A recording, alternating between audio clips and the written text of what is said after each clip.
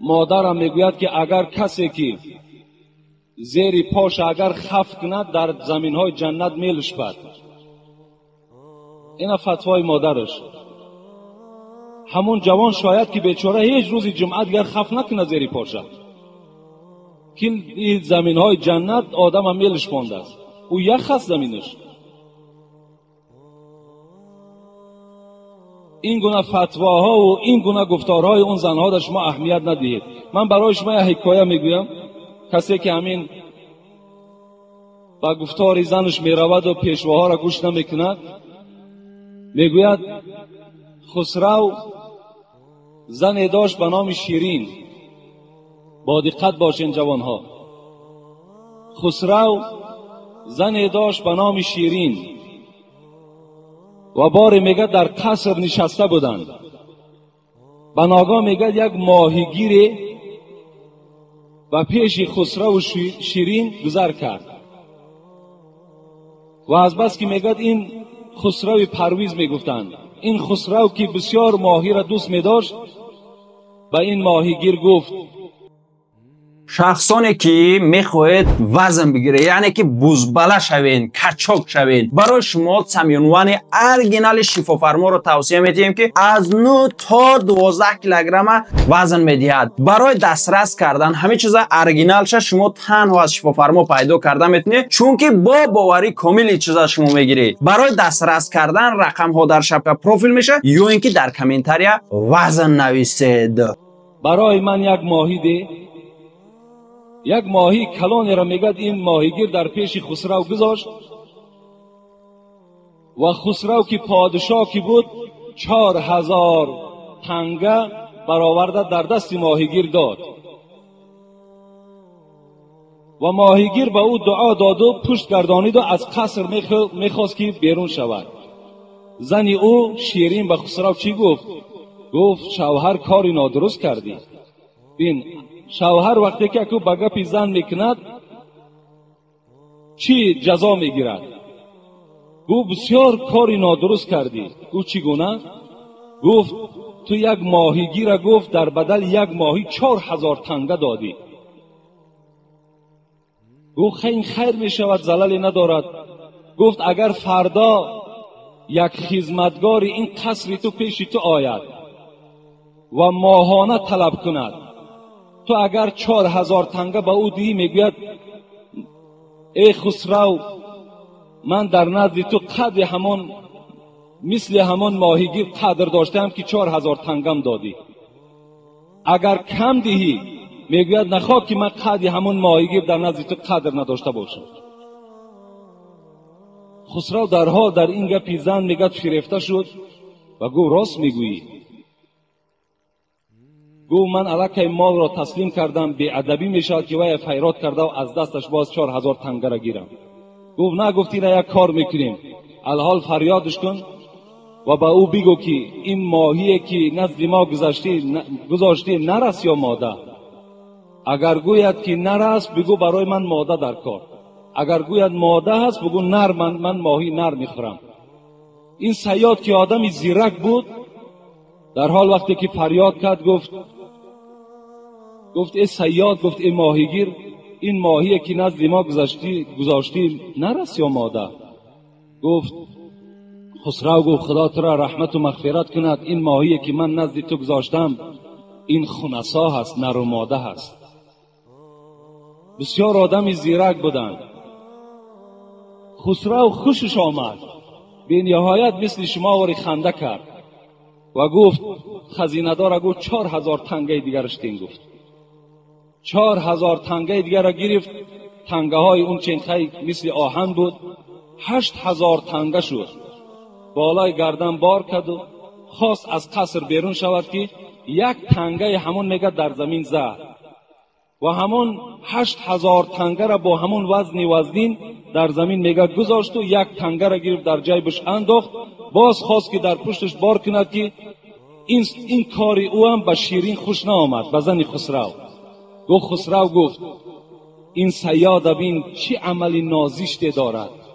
8000 تنگش دادیم، یک تنگه که در زمین افتید همون خم شده گرفت نگذاشت که یک غلام تو همون تا میگذرد همون را گیرد. خسرو گفت در اصل گفت اینقدر آدم ممسک بوده است. فریادش کرد گفت اینجا بیا. گفت صیاد من تو را 8000 تنگه دادم. اینقدر وزنی نگفت. برای یک تنگه شده او را در زمین پرتافتی و یک تنگه را گرفتی، یک رحمی در وجود تو نبود. گفت خسرو گفت خدای مهربان گفت را غیرت تا زیادر بگرداند. تو میدانی که من برای چی این یک تنگه را گرفتم؟ گفت برای چی گرفتی؟ برای گفت در این تنگه صورت شما هست و در این طرفش گفت نام شما هست. من نگذاشتم که اگر این در زمین باشد این بی حرمتی می شود، نفر او را مثال زیر پا کند. خسرو باز خوشش آمد. گفت 4000 تنگه دیگر دهید. گفت 12000 تنگه این صیاد از پشت مصلحت زنش زلال دیدند. و چی گفتند؟ گفتند وای به حال کسی که با گپی زن چکار میکند، رفتار میکند، در عوض 1-2 زلال میبیند. از این خاطر از شما هم خواهش میکنم که هر یک مسئله که شما میپرسین از پیشواهاتون پرسین.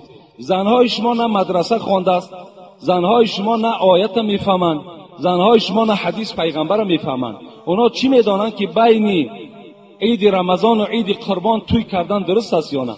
لیکن من به شما میگویم که اگر این گونه توی‌هایی که این برادر حاجی کرده است، از عرق نوشی باشد، از رقاصه باشد، از فسق و فساد باشد، از سخنهای لهو باشد، در تمام سال کردن این حرام است، نه یک بین عید رمضان و عید قربان. تمام سال ده اگر شما کنین برای شما چی است؟ گناه پیدا میکند. خلاص.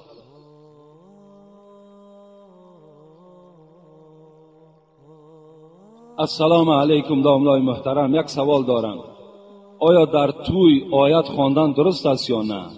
یا ختم قرآن کنم؟ زیرا میگویند که در خرسندی آیت خوانی مصیبت میاره. آفرین.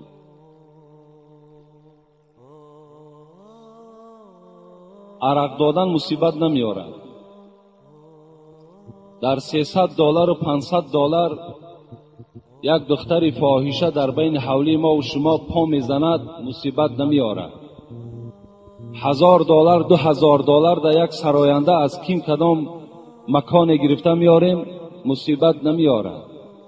دخترها را فتح میپشانیم پیش حضرت امیرجان میبریم، مصیبت نمیاره.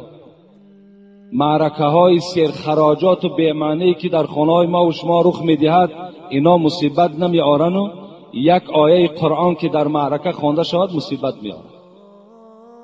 خودتان مقایسه کنین، مصیبت در آیت خواندن است یا مصیبت در این معرکه هایی که من یادآور شدم؟ خوش به حال آن برادری که در معرکه او صدای قرآن است. خوش به حال آن برادری که در توی او موعظه است. خوش به حال آن برادری که در خاندان اون ختم قرآن می شود. اینا برکات هستند. پیغمبر خدا میگوید ما من قوم یقومون من مجلس لم یذکر الله تعالی فی الا قام عن مثل جیفة الحمار. در کدام خانه ای که اگر توی شود، در کدام خانه ای که اگر نکاح شود، در کدام خانه ای که اگر خدایی شود، با اصطلاح امروزه که ما خدایی میگیم یعنی خیر احسان شود، اگر در اون خانه اگر امر معروف و نهی منکر نشود، اون مردم پیغمبر خدا گفتند اونها نعمتهای حلال کرده را نخوردند، اونها از اون شوربا و آش و میوجاتی که این بیچاره خریده است او را نخوردند، بلکه اینها از گوشت و پوست خر خورده و خسته خانه هاشون رفتند.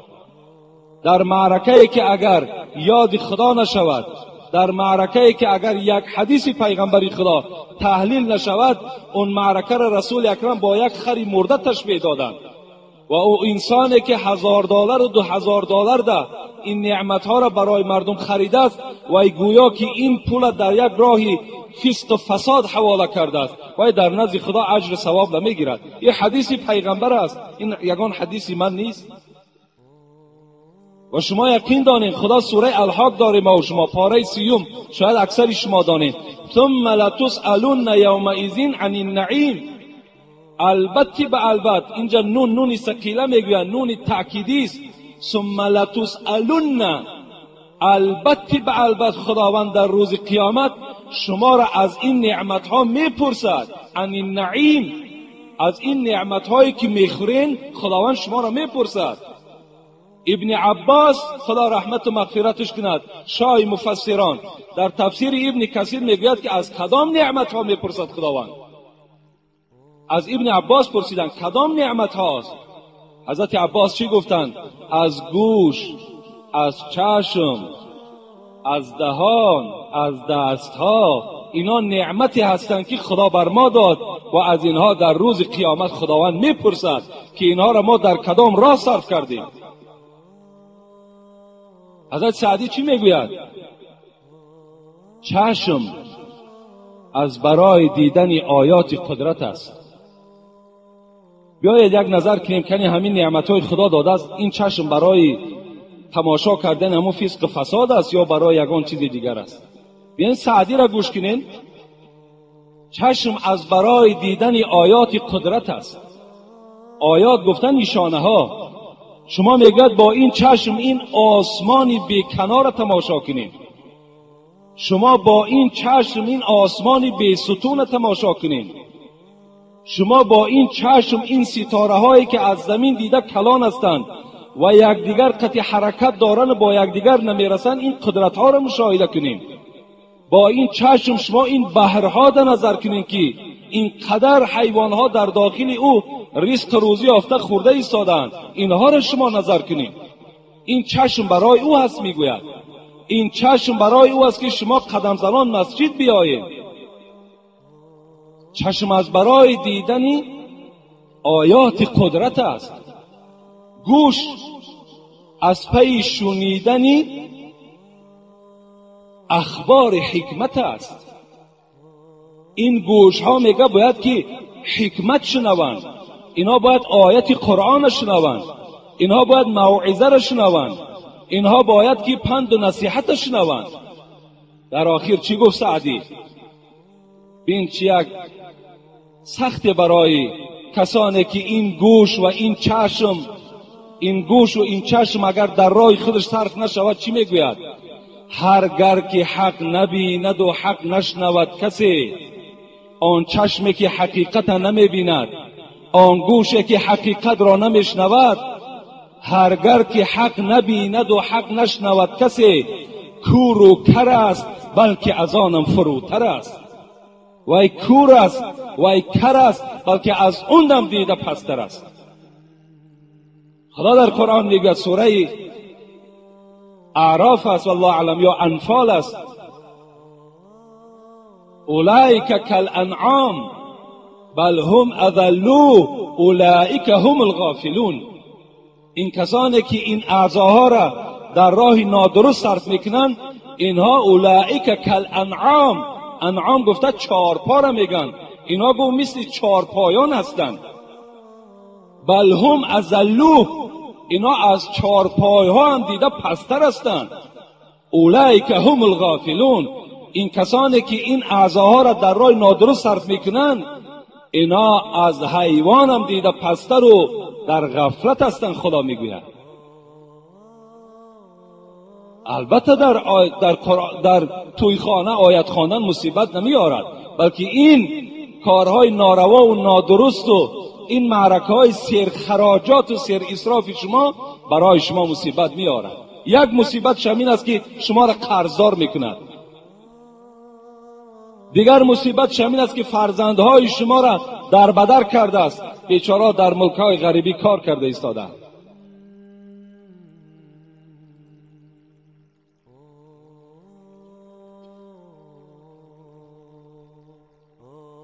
السلام علیکم داملای عزیز و گرامی. خدا شما را عمری دراز و تنی صحت دهد که ما از شما بی نهایت استفاده زیاد میبریم.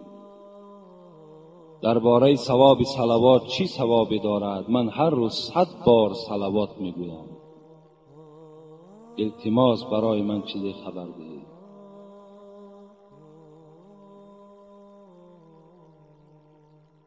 عبدالرحمن ابن عوف یکی از صحابه پیغمبر است.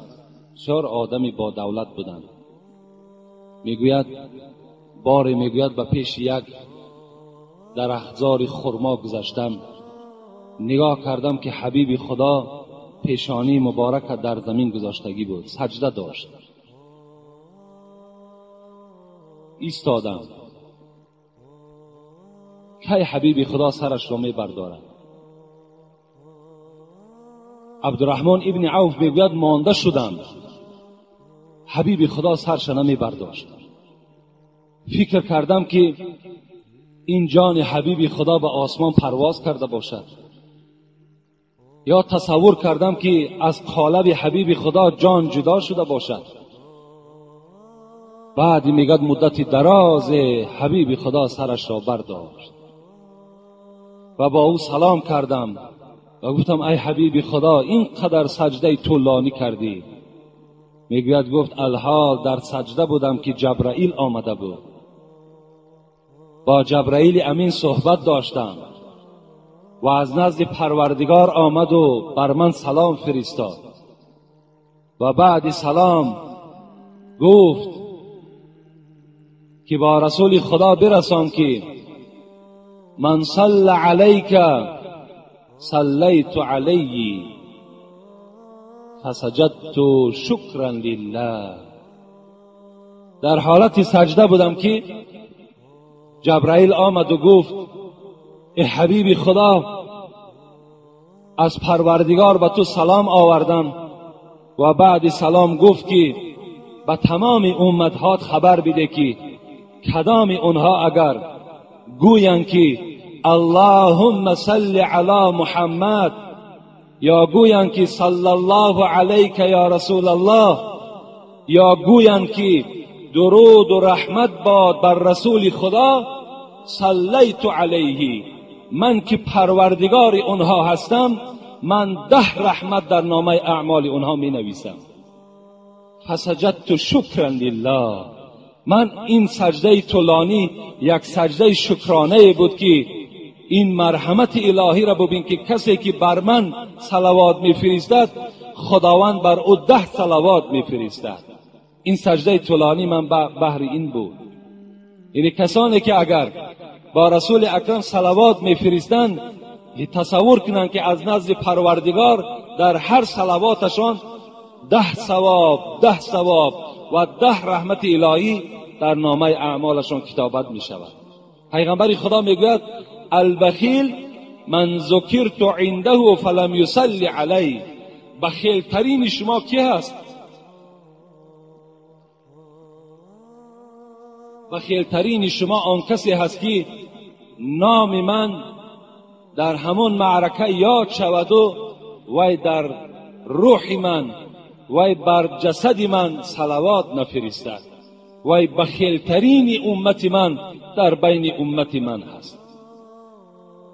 خوش به حال آن برادرانی که دائم صلوات میفرستند. یک عبدالحمید گفتگی عبدالواحد ابن زید میگوید حج رفتم، در حج میگوید یک جوان را دیدم که هر گاهی که هر پهلو میگشت میگفت اللهم صل علی محمد، میخیست اللهم صل علی محمد، مینشست اللهم صل علی محمد.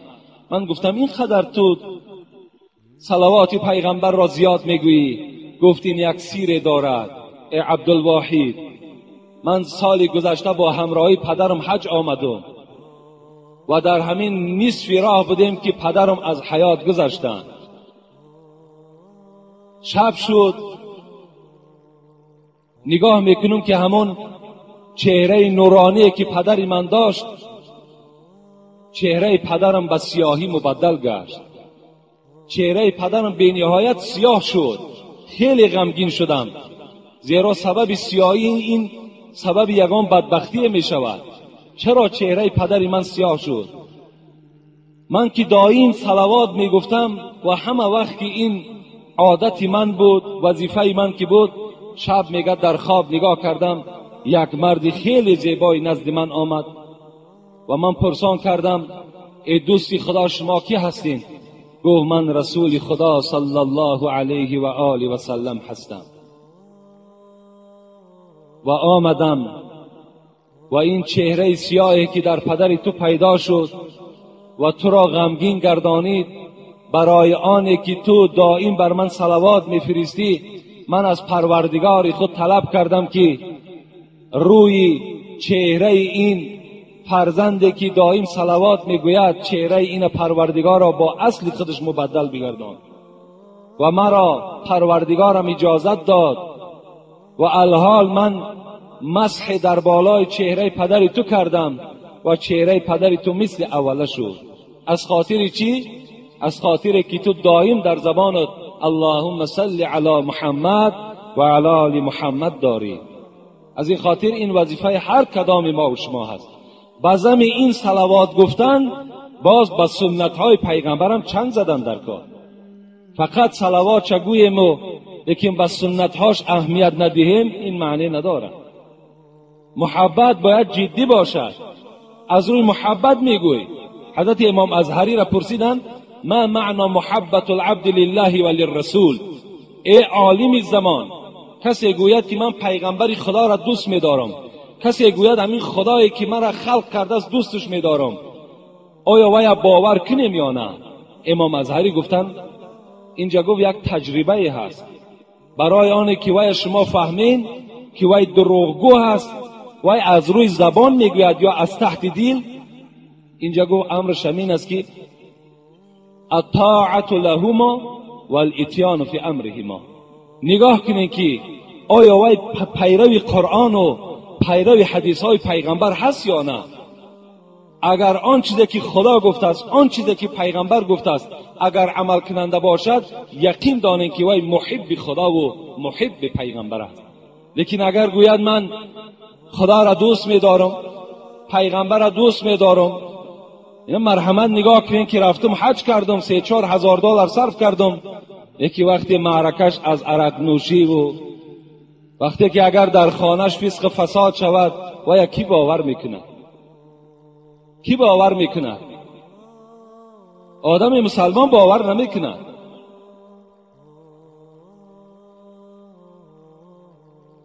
و آخر دعوانا عن الحمد لله رب العالمین.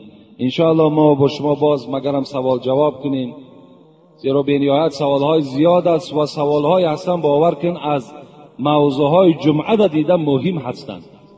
اگرچه موضوعهای ما در پیش هستند، انشاءالله با شما باشیم، زنده و سلامت باشیم.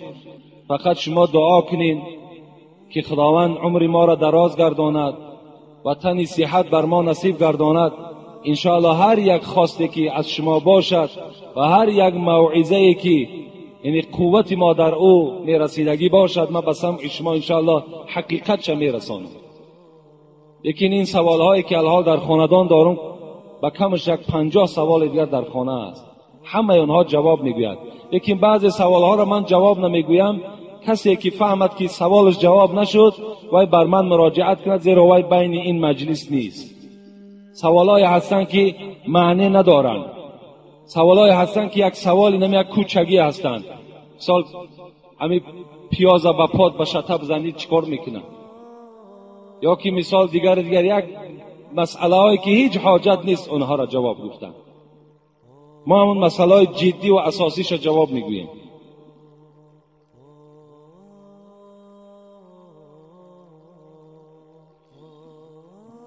اینجا در یک قطار برادرها در این مسجد ما یاردم کردن. از آن جمله یک برادرمان جمعه پیشین ابراهیم از دوشنبه یک بلندگویک آورد که اینجا در نزد من استادگی هست.